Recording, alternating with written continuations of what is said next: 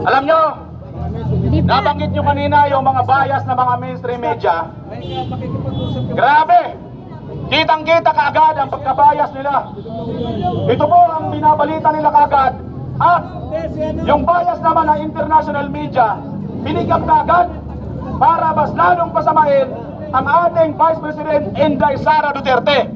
Pero hindi nila nakikita, si Inday Sara Duterte lang ang may malasakit at nagtatanggol sa katulad natin na hindi natin kayang lumaban sa mga tambaluslos. Ang tunay na issue dito mga kababayan, yung flood control ni Marcos na ipinagyabang at pinalakpakan ng mga dambuhalang buhaya sa Kongreso. 1.4 billion araw-araw yung pondo. Lagi tayong mayroong sakuna na nangyayari sa ating bansa. Sa Bicol, sa Aurora, sa Cagayan. May nakikita pa tayong tulay na walang bakal. Mayroon? Mayroon? Oh. Binangga ng barko. Alam nyo mga kababayan, ginagawa kasi tayong ginagawa tayong uto-uto, ginagawa tayong walang mga isip. Ang ginagawa ni Tambaluslos ay magpaulan ng ayuda.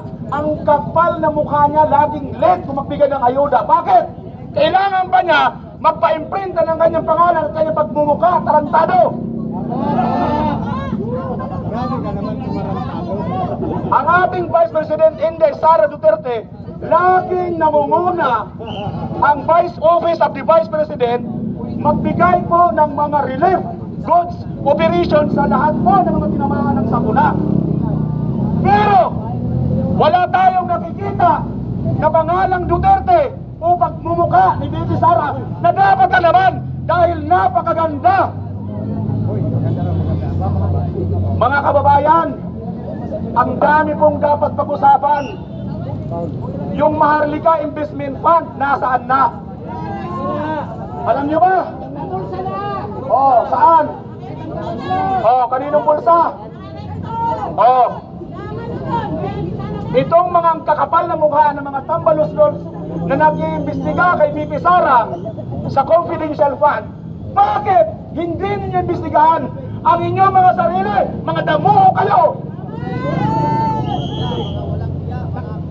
Isipin ninyo, 2 billion lang. 2 billion lang ang budget na hinihingi ng ating Vice President Inday Sara Duterte. Buong Pilipinas ang nakikinabang. Ngunit dahil sa kasapuangan itong mga imbing terorista na nandyan pa sa Kongreso at criminal convicted na gago na Franz Castro, ang kapal na mukha magpapakuntik pa o magpapakuntim pa ng isang abogada na malinis ang record.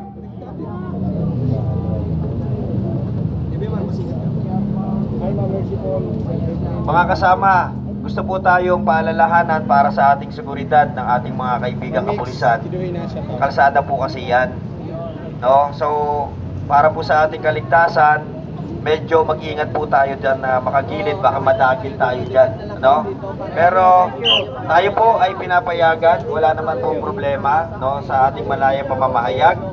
Ingatan lang po natin ang ating mga hanay na hindi po tayo madisgrasya sa kalsada at lalong-lalo na hindi po tayo maka-obstruct sa batas trapiko. Maraming salamat po.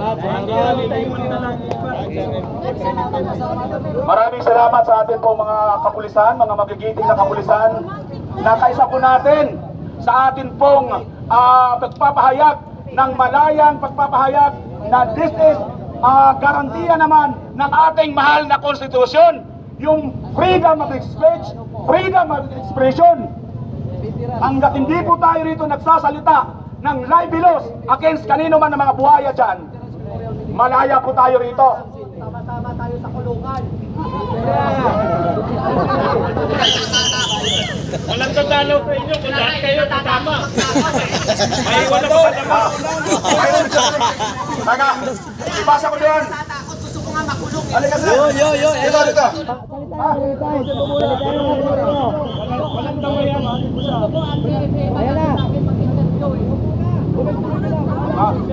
Ayan. Alam nyo mga kababayan, dito po tayo niluloko ng mga tambalos-los sa Kongreso. Nagpapamudbot sila ng ayuda para hindi po ninyo mapansin ang bilyon-bilyon, trilyon-trilyon na kanilang pagnanakaw. Igilin lang tayo ng kakarampot na ayuda, 5,000. Oh, may 5 kilong bugas.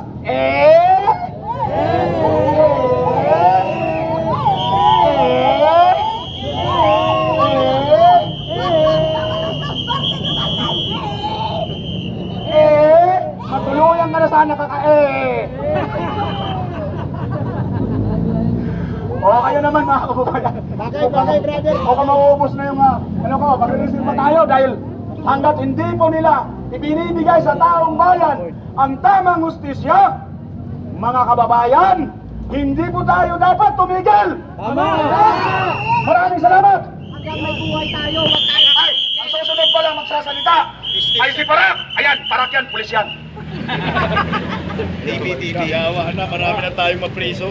Hindi pala tayo mapreso na yan. Paliwangan dito, makulong daw lahat. Damay-damay na to, mauna Sir Badong. Ako magpapaiwan sa labas para may dalaw kayo. Alright, sige. O, eto na. Naniniwala ba kayo na si Pangulong Duterte ang pinakamagaling na naging Pangulo ng Pilipinas? Naniniwala ba kayo na ang dapat sumunod na mamuno sa atin ay ang ating Vice President Inday Sara Duterte? At naniniwala din ba kayo na ang mga kriminal ay dapat ding ikulong? Alam niyo po kasi mga kababayan, ang nangyayari pong ito, katulad kanina, may mainstream media sisingit. Lahat po ng mainstream media na yan, hindi naman po lahat pinabalita ang tama.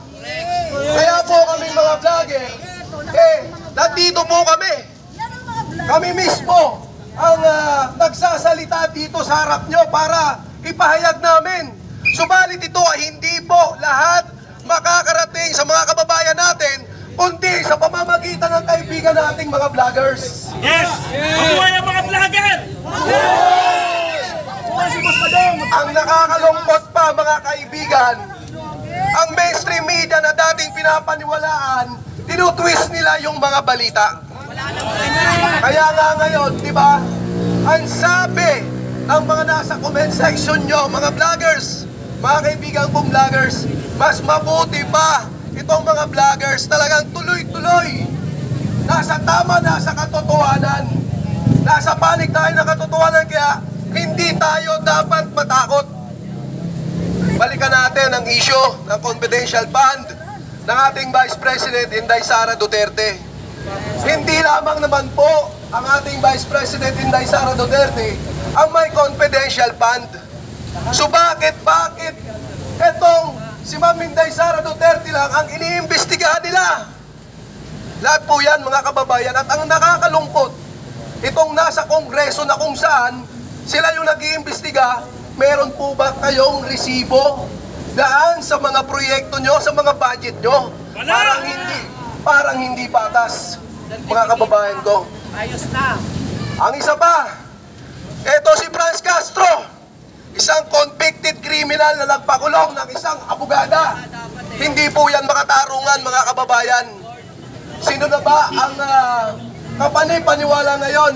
Mas pabor ba yung batas natin sa mga kriminal? Ang batas ay dapat ipairal ng patas. Isang abogado na katulad po ni Atty. Lopez ay kailangan po ng suporta ng mamamayang Pilipino. Hindi po dapat nila ginaganito mga Duterte. Dahil sa loob po ng 6 na taon ng mga Duterte ni Tatay Digong, nakakauwi po yung mga anak nyo sa inyong mga pamamahay ng ligtas. Nabawasan ang droga, nawala yung ibang mga adiktos, binidiktos, naguwian sa probinsya. Marami po ang makakapagpatunay niyan. Pero ngayon, anong nangyari? Bumalik na naman. Oo, di ba? Kasi mga kababayan, may isang video tayo di umano na itong si Bongbong Marcos. Siya, ito na nagko-cocaine. Ito po kasi ang hindi nila maipaliwanag. Kung po talaga sila ay merong pagmamahal sa taong bayan, dapat sagutin nila itong mga issue na ibinabato sa kanila. Napakadali lang po mga kababayan ko na magpa-drug test. Kahit hair follicle test. Bongbong Marcos, kahit ako ang magbayad ng hair follicle test mo, walang problema. Yun! Papayag ka ba doon, Sir Badong? Ito yung manager ko eh. Hindi, totoo po yan. Mr. President, kahit ako ang magbayad ng pang-hair follicle test nyo, para mapatunayan nyo lang sa mga Pilipino kung talagang totoo ba na ikaw ang nasa video. Kasi, paano ka tutularan ng mga kababayan mo kung mismo ikaw sa sarili mo, hindi mo maipagtanggol? Paano mo kami maipapagtanggol ng mga Pilipino kung ikaw mismo hindi mo kayang ipagtanggol ang sarili mo? Hindi ka talaga marunong magpresidente, sabi ng ating Vice President. Mismo, kahit ang mga Pilipino sawang-sawa na sa inyo, hindi nyo alam kung paano papatakbuhin ang bayan. Wendang-wendang, giwang-giwang, na parang mga kalsada na dinaanan ng bagyo na walang mga bakal. Marami po dapat imbestigahan mga kababayan. Huwag lamang puro Duterte. Ang sagot nyo sa mga sakuna, ipatawag si Duterte. Ang sagot nyo sa mga mahal na presyo ng bilihin, na kayo din ang nangako sa 20 pesos na kilo ng bigas, hanggang ngayon ay napakot. Ano sagot nyo? Ipatawag si Inday Sara. Huwag puro pamumulitika. Sawang-sawa na ang mga Pilipino. Ipatawag nyo ay itong mga kontraktor ng mga flood control na ito. Sino-sino ba ito? Magkano ba ang nagastos dito? Ito dapat ang inaabangan nyo mga kababayan ko, kasi matagal na ito.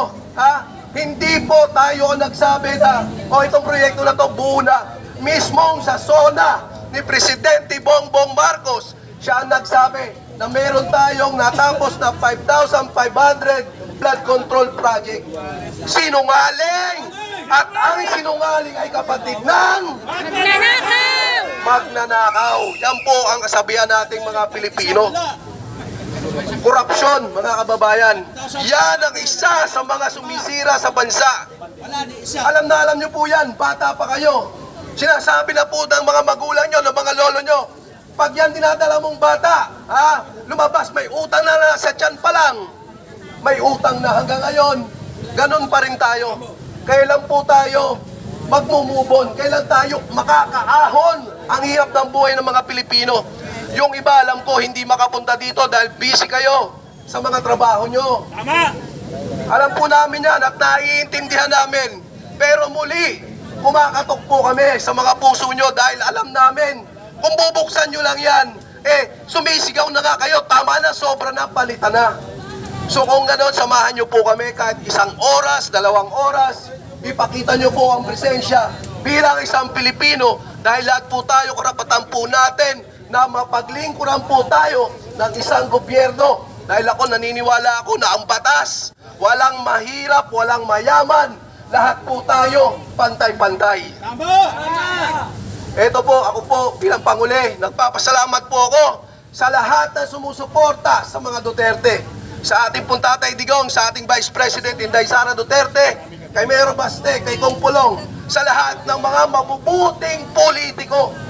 Kahit po may mga mabubuting politiko na tumayo para sa mga Pilipino, mananatili po ako dito, mga kababayan. Hindi lamang ako tumitindig para sa mga Duterte, kundi para sa mga mabubuting politiko, dahil ang katapatan ko po ay nananatili sa bansa natin. Muli, magandang gabi. Ako po si Parak TV, Marlon Nahito from Mindoro. Salamat.